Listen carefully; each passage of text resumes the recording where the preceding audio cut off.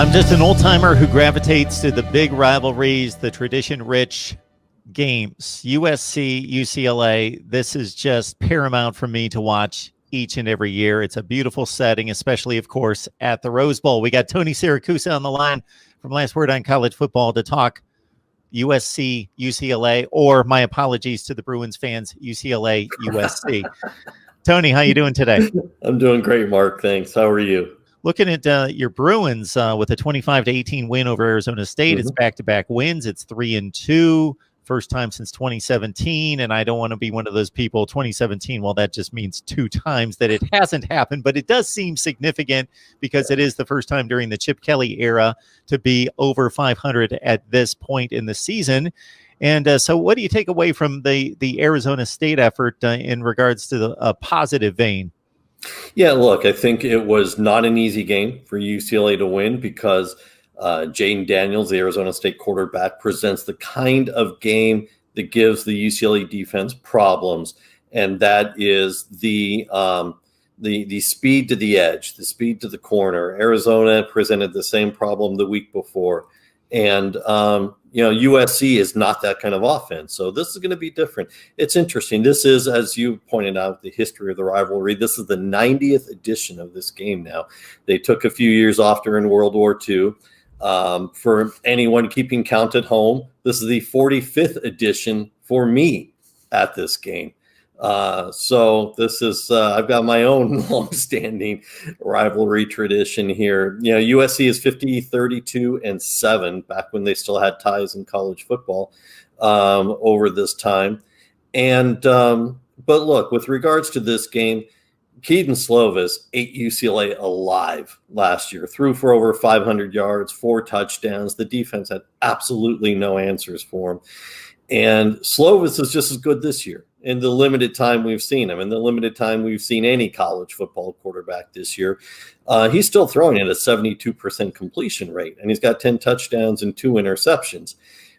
The difference this year, a few things. One, we talked about the lack of edge speed that USC has. Frankly, they don't have a running game at all. You look at the Washington State game from Sunday night, you take into account the sacks, you subtract that as the NCAA does in team rushing yardage, and USC had a net 5 yards rushing against Washington State. Look, Vivek Malapai is their leading rusher. He's got 145 yards on the season. All right, UCLA's Demetric Felton gets that per game, pretty much. And then you add in Britton Brown, and UCLA's got, a pretty decent running game. But we talked to Chip Kelly yesterday about the difference between this year and last year. And the biggest thing is the defense. You and I have talked about this repeatedly. Jerry Azzanero's defense was among the worst in the country the last 2 years. And this year, it's top 50. So it is dramatic improvement. And we asked Chip about what the improvements were, and he said it's a more athletically gifted defense. They added guys that we've talked about, Obi and Quantrez Knight. They also have some guys that are healthy, who weren't healthy last year. And so it's a very different defense. And so, they've got a lot more health. They've got a lot more speed. They're a lot more aggressive as a result. You see the number of sacks on the team going up dramatically. And it was funny. We talked to one of the players yesterday. We talked to Quentin Lake, and we asked him what the difference was going to be. And he sort of jokingly said, me, because I was on the sidelines last year. And I'm not saying I make all the difference, but it does make a difference in the defense. He is aggressive. He can play in the nickel. He is a 4-down guy on defense. And he said, I'm ready to go. So it on paper, it looks like it's a more even matchup than it was last year. Lake had 6 tackles against the Sun Devils. Caleb Johnson and Mo Osling each had 2 sacks in that game against Jaden Daniels and company as UCLA again wins to move their record to 3-2. So maybe Chip Kelly's finally, I had kind of written it off. I thought it was a near perfect hire out of the gate. Then, of course, the first 2 seasons couldn't have been much worse, and they get off to the bad start this year. But I know it's only a small sample size, but is there reason to reasonably believe that they've turned a corner? It looks like it, but I'm going to wait for this game and whatever game they wind up playing on championship weekend. I'm going to wait a little bit longer because there have been individual games, individual performances where I've said, okay, this is the Dorian Thompson-Robinson we've been looking for. This is the UCLA team we've been looking for. This is the offense we've been looking for, and they haven't been able to sustain it. As you pointed out earlier on, they're 3-2 for the first time since October 21st of 2017. Doesn't sound like that long of a time, except that Jim Mora was the coach then. And then they went on a losing streak, and Mora got fired. And the Chip Kelly era coming into the season had a grand total of 7 wins over 2 seasons. And look, I was of the belief that during the COVID era, very few coaches were going to get fired. There was going to be some wiggle room.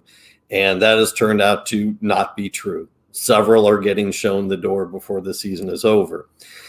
I believed that Kelly's job was safe for those and other reasons. But then when they started off slowly, they looked horrible against Colorado in week 1. I was like, wow, maybe not. Maybe his job isn't safe. If he wins out, if he gets a winning record, then obviously his job is safe. Look, we joke with Kelly because he always talks about the process. He once denied to me in a post-game interview that he ever used that phrase. It was 2 years ago after the Washington game. And I'm sitting there looking at him thinking, I got all these audio files in my laptop with you saying it, but I just, like any reporter would, you let it go. But he does. He talks about the process, and the players talk about the process. This process has taken longer than any UCLA fan would ever be okay with. But maybe with a win Saturday, they are where they're supposed to be in the process. There's still a lot of question marks, all right? And Dorian Thompson-Robinson still has problems taking care of the ball. They had 4 turnovers against Colorado, and they lost. They had, with Chase Griffin at quarterback, they had 4 turnovers against Oregon, and they lost. In their 3 wins, they have a grand total of 1 turnover. That is all about taking care of the ball. And, Chip recites statistics to us. If you are +1 on turnovers, you have, a 92% chance of winning. And if you're, -3, you have a 60%, whatever the numbers are. He actually cites statistics in some of these press gaggles about turnovers. They have been clean in their 3 games. They have been immensely clean. DTR has a turnover problem. He makes plays he should not make. He tries to extend plays he should not try to extend. He had a completely bizarre penalty in the end zone last week when he was throwing it away and was only 3 steps away from being outside the tackle box and the play being legal, but he stood there. He has those moments. As much as he has some great flashes of offense and can take off and tuck and run and do all those things, he still has those lapses, which make it a little bit of a high wire act. I mean, look, he's only completing about 55% of his passes right now. And you're going up again. You are going to have to outscore USC. You just are. Slovis has got a great arm. If he's allowed to sit back in the pocket, even Chip said yesterday, he will eat you alive if you let him sit back in the pocket. He's got fantastic receivers, Amon-Ra St. Brown and Tyler Vaughns and Drake Jackson. He's got great receivers, great talent. They're not a particularly fast team, so the key will be getting him out of his comfort zone. UCLA is going to have to be aggressive, push through the line, get a pass rush on him. The challenge being that leaves you mostly in one-on-one coverage against that very talented group of receivers. Tony Siracusa joining us from Last Word on College Football. USC UCLA coming up this weekend, and we would ask that you subscribe, hit that bell for the notifications. That way you know when we're going live, and of course, hit the like button, leave your comments below. As a Pac-12 guy, Tony, did you write off any thought of a college football playoff from day one? Or now that USC's gotten into a position where certainly the first two efforts against Arizona State and Arizona were not impressive. They were wins. They pulled them out. They won the games, but not playing particularly great teams, especially in the Wildcats case. But the last 2 weeks, the Utah game was pretty impressive. They controlled that game, gave up little on defense, 33-17. Then this past week, they just bludgeoned Washington State out of the gate. Mm-hmm. Bam, it's 35-0 before you blink, and they coast home with a win. That certainly other things would need to happen. And I've gone through the chain of what would need to happen, so I won't do it here again. But there is a way, there is a path to get them into the discussion, and it's not crazy to get them as a 6-0 Pac-12 champion into the playoff conversation. Do you think that's just crazy talk, or? It's not crazy talk. Look, to answer your first question, when the season started, I thought Oregon, USC, outside chance, because I never believed that the Pac-12 would get through all their games. Not when you had no bye weeks to be able to reschedule or postpone. It was play or cancel. Then, of course, Oregon showed themselves to be incredibly average, incredibly overrated. And so that left it to USC.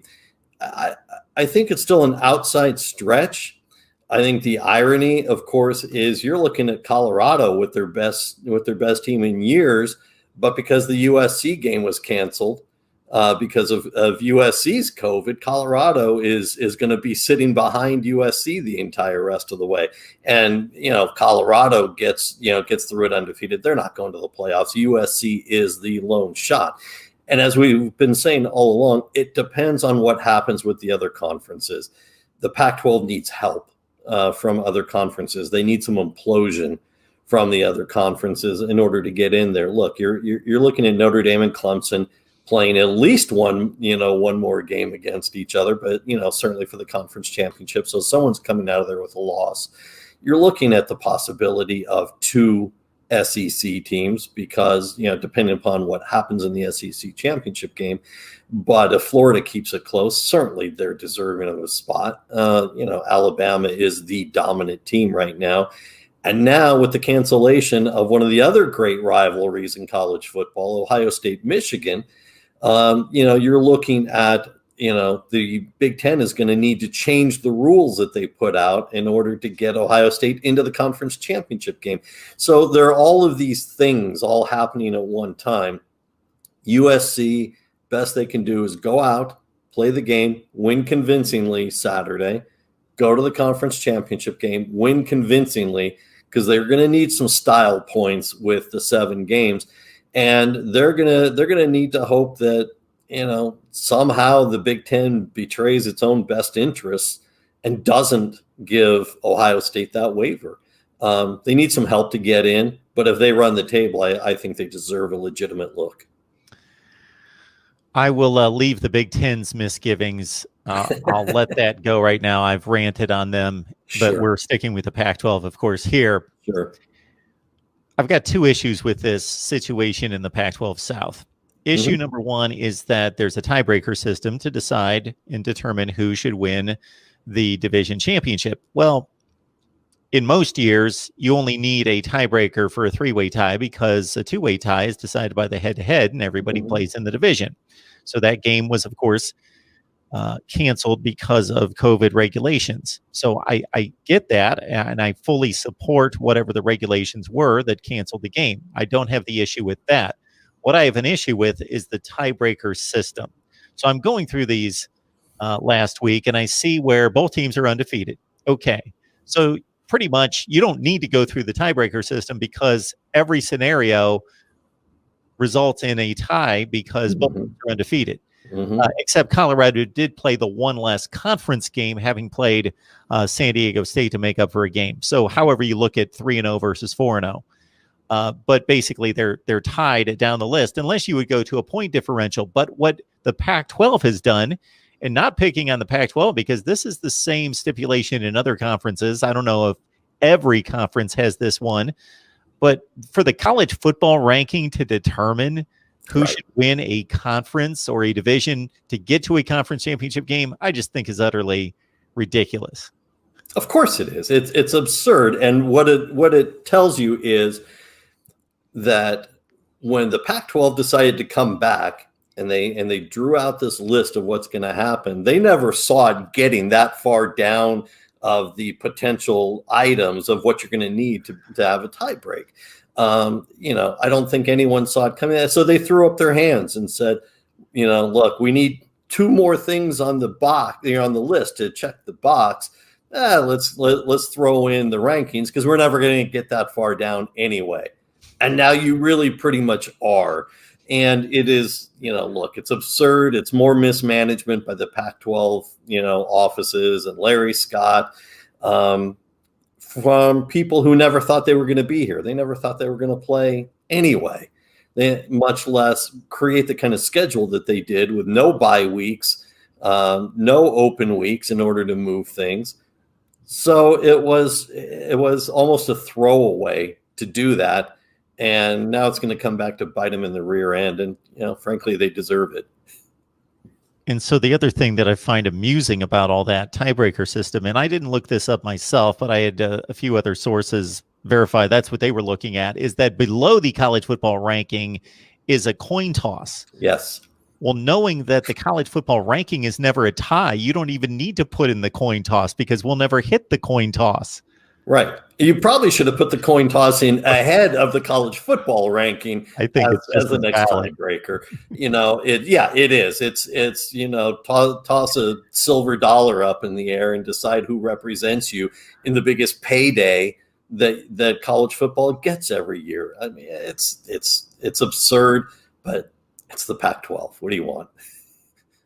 And so I'm just going to pile on with one more point concerning all this mess, because there was an opportunity last week to switch games and have Colorado and USC meet on the field and just flip-flop their games and just let them play. So the conference has been more flexible than the other conferences in doing this for its teams. Why didn't they set up the game that's going to decide the division? And it didn't even...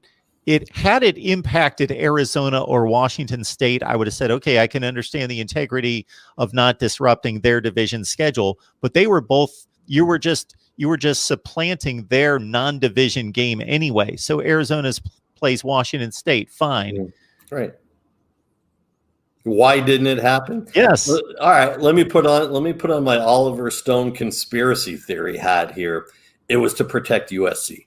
It was. Look, you've got a blue blood program, which, because I got to tell you, going back to the beginning when they reset the schedules, there was a part of me that looked at it and said they're greasing the tables for Oregon and USC to meet in the conference championship game. You look at UCLA and going off not what UCLA is now, but where they had been for 2 years. UCLA in the original schedule was not scheduled to face Oregon. When they went to the conference-only revised schedule, UCLA was not scheduled to face Oregon. All of a sudden, after they stop and then start again, UCLA's got to go up to Eugene and play. And you're like, where did that come from? Who did Chip Kelly, irritate at the conference office? How did that happen? And it was to grease the skids a little bit for Oregon based on where UCLA's performance had been the last 2 years. Turns out it didn't really matter because Oregon isn't all that right now. They don't have the talent right now, especially on offense. But there's a little bit of, you got to protect the blue bloods because you look at what you're going to get out of the SEC. You look at what you're going to get out of, potentially the Big Ten or the Big 12, certainly the ACC with either Clemson or Notre Dame. They are blue blood programs. The Pac-12 does not want to see Colorado with a shot at the playoff. They just don't. The NCAA doesn't. The playoff committee doesn't. They don't want to see it. Is that fair to Colorado? Of course it's not. Carl Durrell has done a fabulous coaching job this year. But the conference doesn't want to see it. And so there's a little bit of conspiracy theory that goes with, we're going to massage the schedules a little bit. We're going to manage things as they go on, because as you pointed out, they made last minute changes throughout the season, throughout the last 2 months. UCLA lost the Utah game, and within 4 hours was playing Cal, scheduled, later on. Stanford is living in the state of Washington right now, because the Bay Area health directors have banned all sports participation completely. And since they had to go play Washington State, they just stayed up there for 2 weeks. Changes have been made on not even a weekly basis, a daily basis within the conference. I don't think the conference felt very motivated to do this.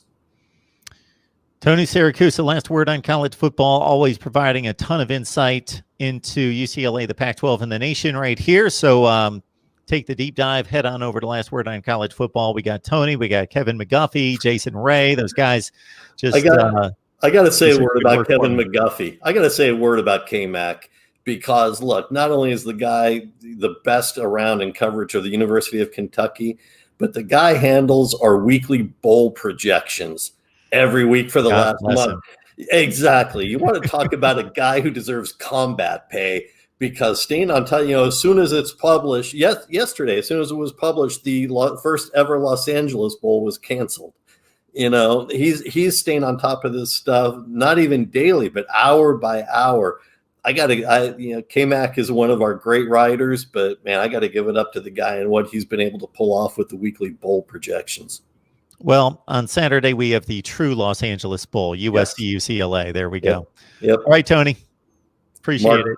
Always glad to do it, Mark.